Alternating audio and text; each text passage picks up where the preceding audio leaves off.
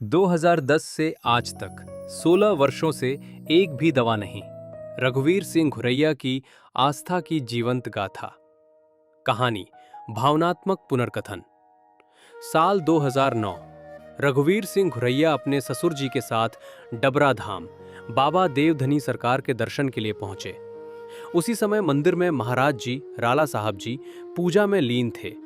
तब महाराज जी की उम्र मात्र लगभग 16 वर्ष थी।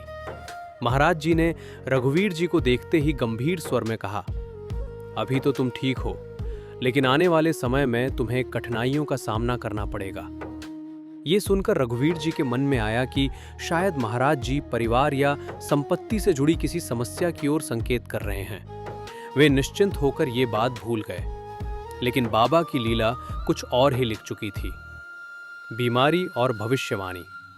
2010 जनवरी 2010 में अचानक रघुवीर जी के जीवन ने भयावह मोड़ ले लिया।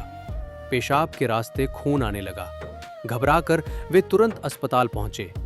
डॉक्टरों ने पूरे शरीर की जांच करवाई।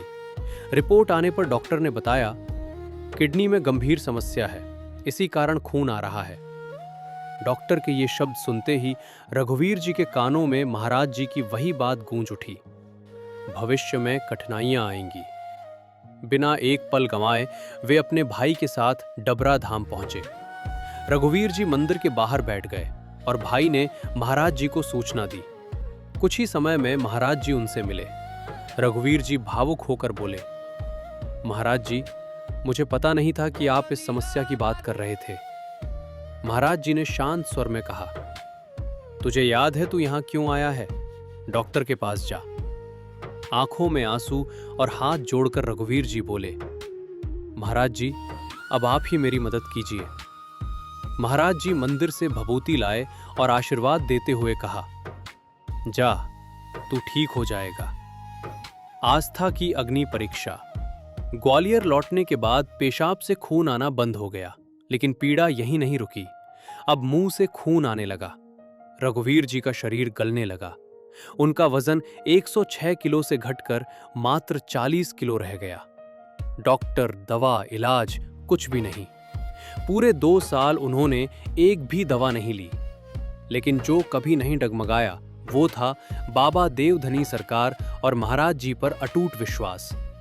धीरे धीरे चमत्कार हुआ। आज रघुवीर जी पूरी तरह स्वस्थ है।